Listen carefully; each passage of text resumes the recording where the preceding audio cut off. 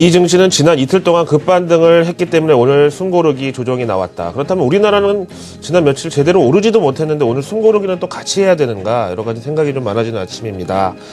일단 미국의 지금 어닝 시즌은 계속 진행 중이고요. 오늘도 이제 금융주 실적이 나왔는데 지난 JP모간하고 또 어제 뱅크 오브 아메리카는 대체로 시장이 좀 마음에 들어 했었는데 오늘은 좀 차가운 눈초리를 보냈다네요.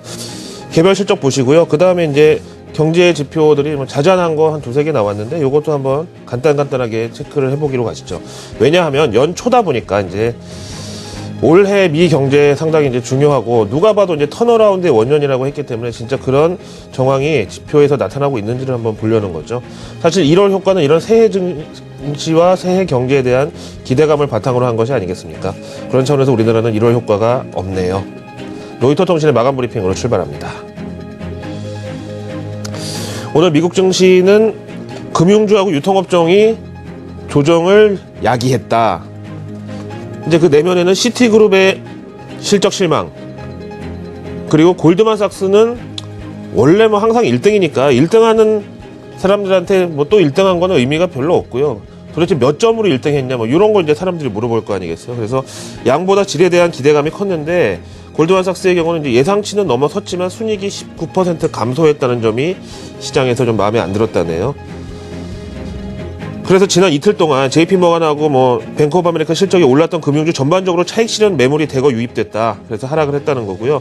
여기다가 베스트바이가 매출 실망 재료가 하나 나와서 연말 쇼핑 시즌 관련주, 우리로 치면 내수주, 유통 소비주 이런 것들이 동반 하락을 했다. 이런 내용입니다.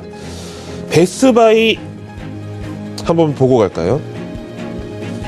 도대체 뭐 얼마나 뭐 그랬길래 유통주 전체를 끌어내렸다는 건지. 웬만해서 폭락 표현 잘 안 쓰거든요. 저도 그냥 급락이라고 하죠. 근데 이거는 폭락이라고 불릴만 합니다. 순간적으로 30%가 하락을 했어요. 미국은 상한가 제한폭이 없다 보니까 글쎄요, 우리나라에서 상한가 제한폭을 없애면 어떨까요?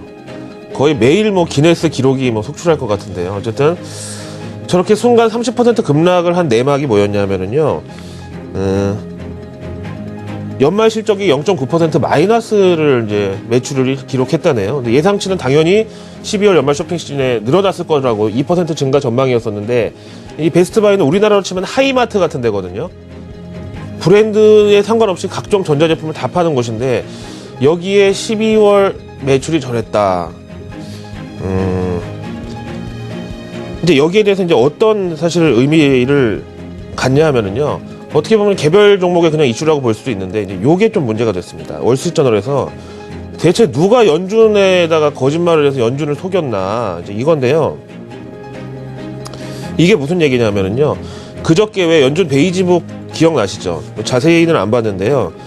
이제 여기 이런 게 나옵니다. 이 베스트바이는 미네아폴리스라는 이제 이 지역에 본사를 두고 있는 회사인데, 이 베이지북에서 각 지역별로 이제 코멘트를 하는데 여기서 미네아폴리스를 딱 가니까 이렇게 얘기를 했다는 거죠. 미네아폴리스 아니 죄송합니다. 미네소타 참. 그러니까 미네소타 지역을 보니까 미네소타에 본사를 두고 있는 한 유통업체가 얘기하기를 이 할리데이 연말 쇼핑 시즌에 있어서 전기 가전하고 게임 관련 이 제품들이 상당히 매출이 강력했다라고 언급을 했는데, 이제 베스트바이라고 여기서는 안 했죠. 근데 미네소타에 있는 리테일러니까 사람들이 다들 그럼 베스트바이 실적이 좋겠구나 했는데, 보시다시피 매출이 실망으로 나오니까 여기다가 너무 또 디스카운트를 많이 해줘가지고 마진에도 좀 우려가 있다. 이렇게까지 얘기를 하다 보니까 당연히 좀 실망이 컸다는 거죠. 그래서 30%를 빠졌고, 이제 마감 후에는 1% 정도 약간 반등을 하긴 했지만 장중의 낙폭이 너무 크죠. 결국 28.59% 마이너스로 끝났고, 마감 후 동시효과 시간 외거래에서 1.57% 아주 사소한 반등을 보였다, 이거죠. 사실 그렇습니다. 연말 쇼핑 시즌 뭐 실시간으로 트래픽도 뭐 집계가 됐었고 이제 나왔었는데, 그때 뭐 예상보다 그렇게 좋지는 않을 것 같다고 했는데 이제 이거를 산타랠리가 덮어버리면서 12월 중반부터 이제 여기에 대해서 슬그머니 이제 없어졌는데, 사실은 전체 유통업종 그리고 연말 쇼핑 관련주에 오늘 약영향을 미친 아주 전반적인 이슈였다라고 봐야 되겠죠. 그래서 개별 종목치고는 하락률도 컸고 시장에서 갖는 영향력도 컸다라고 정리를 해드리고 넘어갑니다. 다음에 이제 골드만삭스는 뭐 앞에서 말씀드렸고요. 시티그룹 실적이 이제 나왔는데요. 뭐 제가 시티 출신이기도 합니다만 이 시티그룹이 뭐 전 세계에서 제일 처음으로 ATM 기계를 도입한 회사, 그 다음에 폰뱅킹을 제일 처음으로 또 개발한 회사, 뭐 이런 건 타이틀이 많은데, 지난 금융위기 때 거의 이제 뭐 물에 빠져 죽을 뻔한 거를 정부에서 공적 자금 들여가지고 겨우 살려놓은 건데, 아직까지도 사실 완전히 이 체력이 회복되지는 못하고 있는 모습입니다. 특히 이제 시티 같은 경우는 투자은행보다 상업은행하고 이제 이 소매금융 쪽의 비중이 커서 미국 현지 이제 국민들, 서민들하고 이제 이런 이 생활의 밀접도가 큰데, 오늘 실적 보니까요. 처음에 한 95센트 정도 이제 순이익을 예상을 했었는데, 예상치에 못 미친, 비교적 크게 못 미친 82센트 주당 순이익을 기록했고요. 매출도 역시 미달했는데요. 181억 8천만 달러 정도 나올 것 같다라고 봤는데, 역시 170대의 매출을 기록했습니다. 그래서 이제 요 며칠 금융주 실적 나올 때마다 말씀드리지만, 금융주가 갖는 위상은 경기 민감주는 당연한 거고요. 이 미국의 금융주들이 좀 실적이 회복되고 좀 계속 떨어내고 있는 부실자산 상각 이런 게 좀 끝나야 민간의 자금을 공급하고 투자도 활성화되고 좀 이런 심장의 역할을 하겠죠. 피와 혈액을 막 펌프질해서 공급해주는. 근데 시티 같은 경우에는 지난 병세가 너무 깊었다 보니까 아직도 회복이 좀 조금 지연되고 있다라고 말씀을 드리고 가겠습니다. 자, 다음 내용 보시죠. 단신인데요. 버냉키 연준의장이 마지막 연설을 했다네요. 이 마지막이라는 말만 한 5번 나온 것 같은데, 이번엔 진짜 마지막인 것 같습니다. 버냉키 연준의장 마지막 연설 내용을 간단하게 보시죠. 양적 완화에 대해서 물론 실도 있지만 득이 훨씬 더 크다, 이렇게 얘기를 했고요. 이제 이 양적 완화 옹호론자, 비둘기파의 대부답게 끝까지 나의 소신을 이제 굽히지 않겠다, 뭐 이런 차원인데, 여기다가 이제 양적 완화 최대의 부작용이라고 할 수 있는 인플레이션, 어느 날 갑자기 이제 이 물가가 튀어오를 수 있다는 우려가 있잖아요. 여기에 대해서는 금리 인상이라든가 긴축 같은 이 통화정책 다양한 수단이 준비되어 있기 때문에 언제든지 바로 컨트롤이 가능하다, 걱정 말아라, 이렇게 발언했습니다. 사실요, 이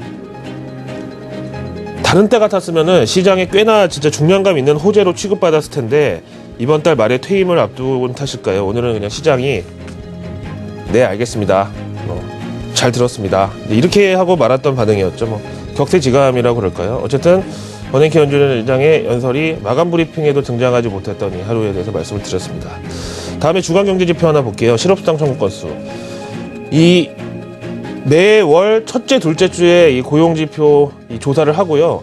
그 다음에 셋째 주, 넷째 주는 이제 통계 분석하고 그냥 들고 있다가 다음 달 첫째 금요일에 나오는 건데요. 그러다 보니까 이제 그 월의 상순 실업수당 청구 건수는 저도 좀 중요하게 보는 편입니다. 왜냐면 다음 달 바로 이제 고용지표 집계 기간에 있기 때문에요. 이번에 실업수당이 보니까 32만 6천 건 나와가지고 예상보다는 조금 늘어났지만 그래도 뭐 계속 이제 감소 추세는 이제 진행 중이라고 봐야 되겠고요. 근데 그 다음에 사실 고용도 그렇지만 이 실업수당에 대해서는 약간 우려가 있었거든요. 왜냐면 연말 쇼핑 시즌을 앞두고 뭐 마트의 캐셔라든가 뭐 임시직 알바들을 많이 뽑아놨기 때문에 이게 연말 쇼핑 시즌 끝나고 1월 달에 갑자기 대량 해고가 나오지 않을까 걱정을 했는데, 일단 뉴욕주 같은 경우는 그런 정황이 있긴 있네요.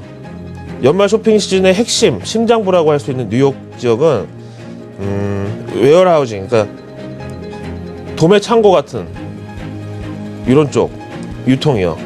그 다음에 뭐 건설은 뭐 이건 계절적인 건 아니니까요. 그 다음에 교육 서비스 이런데 해고가 급증해서 28,314건이 실업수당이 집계가 됐다는 얘기고요. 다른 데는 뭐 이제 대동소이합니다. 그래서 뭐 이 정도면 갑자기 팍 늘어나지 않은 것만 해도 다행이라고 저는 평가를 하고 싶습니다.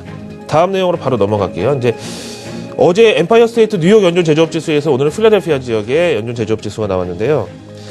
이것도 이제 역시 우리가 살고 있는 현재 1월 결과입니다. 헤드라인 넘버가 보니까 9.4 나왔군요. 그래서 이제 예상치 상단을 넘어선 아주 훌륭한 결과였고요. 그 다음에 이제 이 항목별로 보시면 엠파이어 스테이트 지수하고는 다르게 조금 계절적으로 설명이 안 되는 요소들이 있긴 한데요. 어쨌든 신규 주문 같은 경우가 12월에 12.9 기록했다가 이번에 5.1로 감소를 했습니다. 12월 달에도 신규 주문이 저렇게 늘어났다는 거는 뭐 이번에 약간 좀 줄었어도 이해가 될 만큼 훌륭한 결과였다는 게 전달이고요. 그 다음에 재고 같은 경우는 마이너스 19.6으로 상당히 좀 많이 줄어들었습니다. 어차피 이제 신규 주문하고 좀 일맥상통하는 면이 있죠. 그 다음에 이런 건 좀 논란의 여지가 있지만 제일 확실하게 좋았던 것은 바로 역시 고용. 지난달 4.4에서 이번에 10.0으로 아주 의욕적인 반등을 나타냈습니다.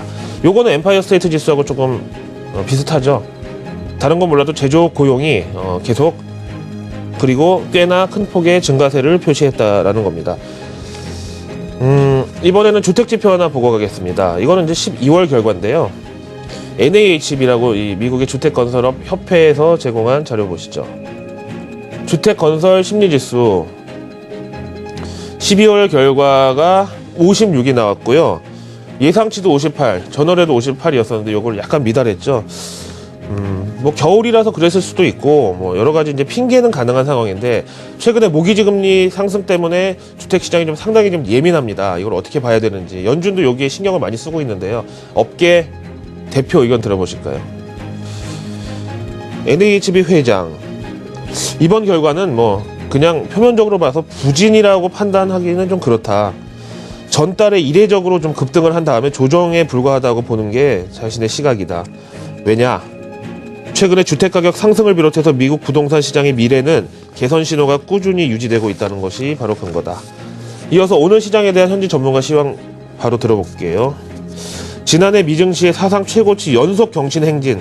사실 이거는 연준이 만든 유동성 릴리였다. 누구나 인정하는 거죠. 근데 그런 점에서 올해는 유동성이 약간 좀 줄어들 테이퍼의 이 환경이 좀 왔기 때문에 올해 증시는 지난해 같은 강도로 계속 오르기는 좀 힘들어 보인다. 하지만 지난해 연준이 그렇게 양적 완화라는 이 형식을 통해서 시중의 유동성을 왕창 풀어놨는데 이게 이제 웰스 이펙트라 그러죠.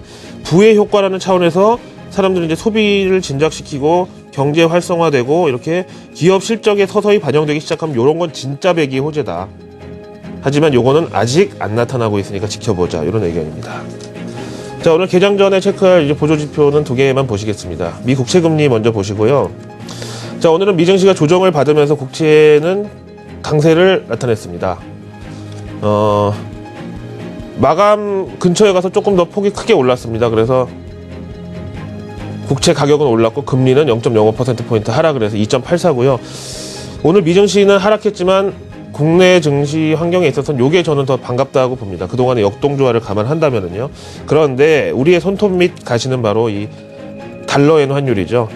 어제 같은 경우에 105엔대를 살짝 터치했다가 이제 다시 조정을 받았는데 현재 104엔 33전까지 와서 요게 이제 개장하고 나서 도쿄 환시에서 또 105엔대 근처에 문전 쇄도를 하느냐에 따라서 오늘 니케이 225 지수 어떻게 가는지가 정해질 것이고 국내 수출 관련주들 IT, 자동차, 뭐 철강 등등 여기도 결국은 오늘 일본 증시하고의 역동조화 눈치 보기가 조금 있을 것으로 생각이 됩니다.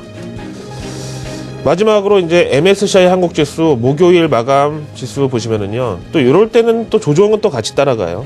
그래도 뭐 폭이 크지는 않습니다만 어쨌든 60.75라고 하면 환율을 적용하더라도 지금 현재 코스피 지수 대비해서 외국인들의 시각은 너무 낮은 수준입니다. 도대체 언제 본격적인 한국 주식 매수에 들어올지 시간이 좀 걸릴 것 같다는 생각이고요. 최소 62선은 넘은 다음에 그건 한번 생각해 보기로 하죠. 어쨌든 오늘 외국인들 이번 주에 계속 그랬지만은 이제 선물 매수 들어오면은 프로그램 매수 그냥 따라서 같이 플러스 표시되고 선물 매도 나오면 또 반대로 외국인 마이너스를 표시되고 이런 상황이고요. 파는 것도 사실은 이제는 관심이 없습니다. 외국인들은 사지도 팔지도 않는 그런 장세. 어쨌든 오늘 미국 증시는 그래도 조정을 건전하게 받았지만 우리는 어떻게 될지 저는 일단은 조금 자유로워도 될 것으로 생각을 하고 있는데 장중에 한번 지켜보기로 하겠습니다. 자, 글로벌 마켓 나우 이번 주 금요일 순서 모두 전해드렸고요. 한 주 동안 참 지루한 장세 속에서 고생을 많이 하셨습니다. 저는 이만 물러가겠습니다.